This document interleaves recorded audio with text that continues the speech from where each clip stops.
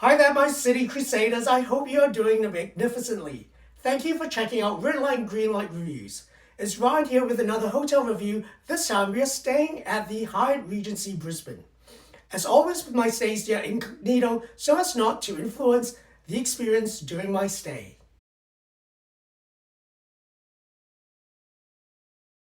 Three things that drew me to Hyatt Regency Brisbane.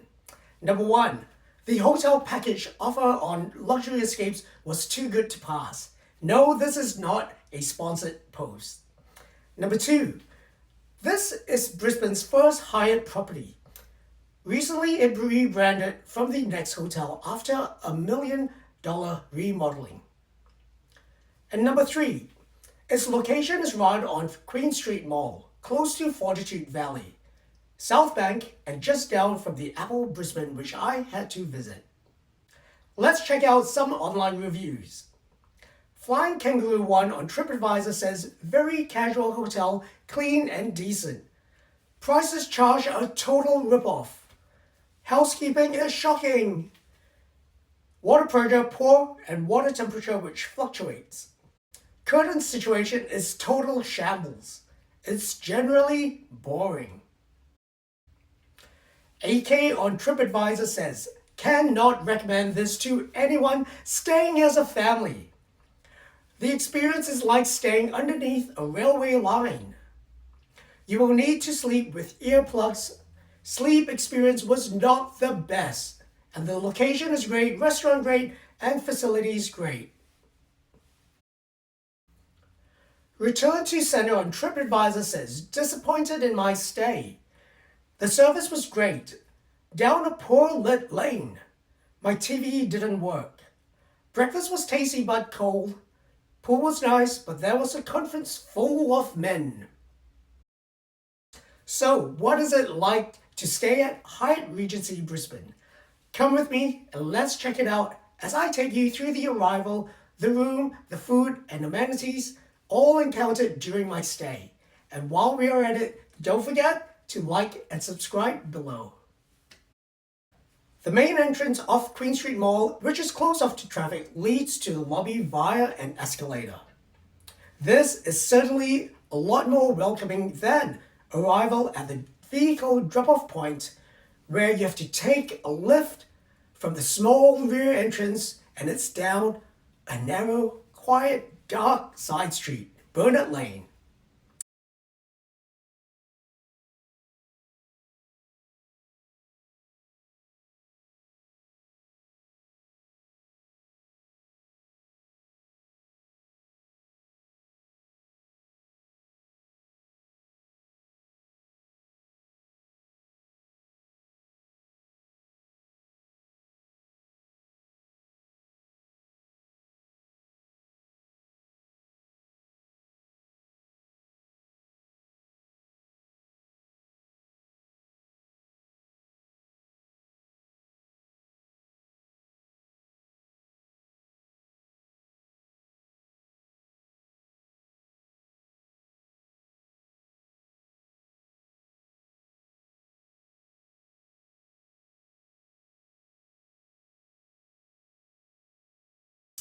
The popular night spot, the Hibiscus Bar and Poolside Terrace, has its own elevator next to the main escalators, without having to traverse the small lobby.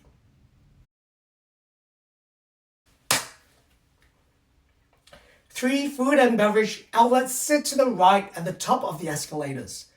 The lobby bar is between the main restaurants, Lennon's, and a cafe deli space.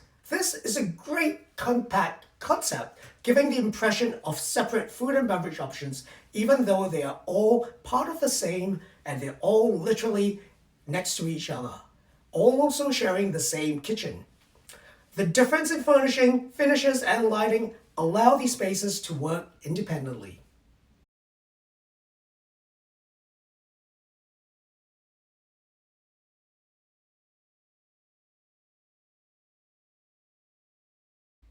Around the corner from the food and beverage outlets is the small main reception desk, and it was delightful that the super friendly staff were always ready to greet everyone. I would hand on heart say that the reception staff were much warmer and much more welcoming than that in many of my stays in many five-star properties. This is an unashamedly utilitarian four-star business hotel, and the corridors to the room are evident of this. It misses the mark if you want a luxurious upmarket feel, and I would call this decor corporate chic. You get bland paint colors and carpeting with cool white tile-style lighting that gives a fairly clinical greeting on the room levels. Interestingly, at the end of the corridor sat a housekeeping trolley for the entire stay of 2 nights. It is possible that since this trip was in March 2020, short after the COVID lockdowns lifted, this might have been part of the health protocols for reduced housekeeping and for guests to grab towels as needed, but I never got to find out the answer to this. My inner tech geek was also hoping for a digital key to unlock via iPhone, but the rollout had yet to arrive. Well done though, Hyatt Hotels, for rolling out and committing this to many of their properties. Entering the room was a great pleasure to see that my bags had already been delivered, something I do love that many hotels have let slide. It's the little touches, you know. The ensuite uniquely has 2 entrances, one from the corridor and one from the bedside, allowing a pass-through with the wardrobe within it.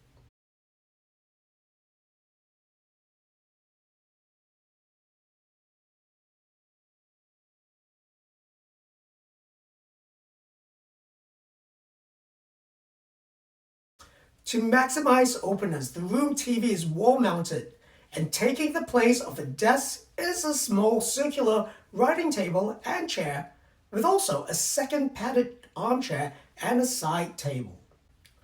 This is actually better than many hotels that only have one side chair or one desk chair. Above the bed is a tastefully printed bedhead feature with indirect room lighting incorporated into it.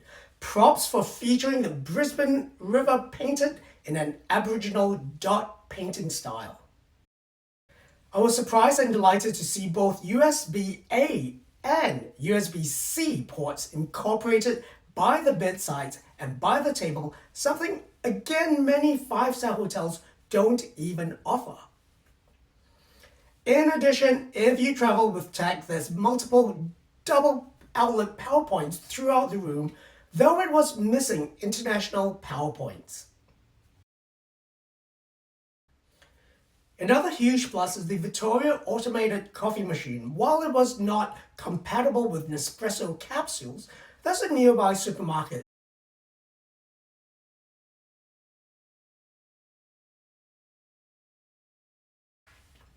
With the ensuite basin and its wall-to-wall mirror closer to the center of the room, anyone doing their makeup will be able to achieve a less severe look since it reflects light into the whole ensuite. While this brings in natural light, it doesn't allow for someone to get something from their suitcase or the wardrobe while someone else is using the toilet and having a private moment there.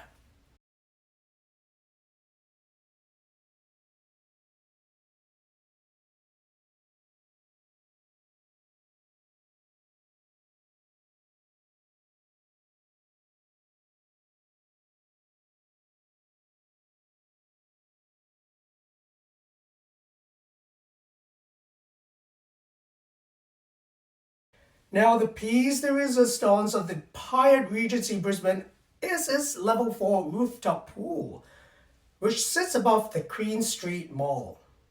The renovations to this hotel are pretty extensive, with the entire deck area cleared and remodeled with a new 20-meter infinity edge pool. There's also a lower level of seating away from the main entrance of the Hibiscus Bar.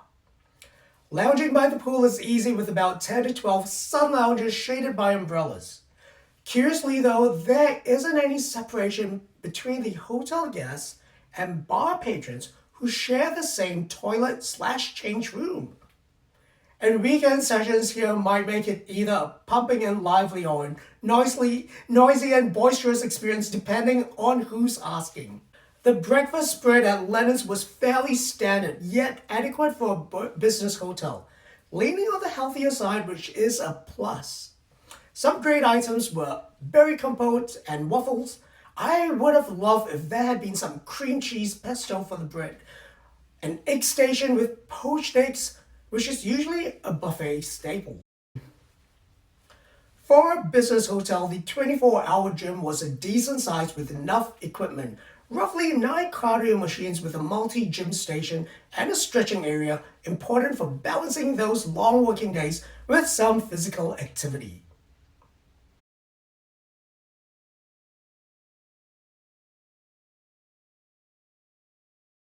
Well, let's talk opportunities. It's fair to say that pool design fails in 2 areas. Entering the pool requires climbing down ladder steps that are built into the side of the pool. It's something I have not seen in a hotel in the last 30 years, which makes it really quite inaccessible for anyone with lower upper body strength or leg mobility issues. Moreover, the pool is not heated. Come on, Queensland. Brisbane and the Gold Coast are not tropical 365 days a year, and this year's La Nina weather certainly paints the argument that heating is necessary for any outdoor pool of a hotel 4-star or higher. So as you can see, this hotel review was on the shorter side of just 2 nights and not having dined in the restaurant outside of the included buffet breakfast.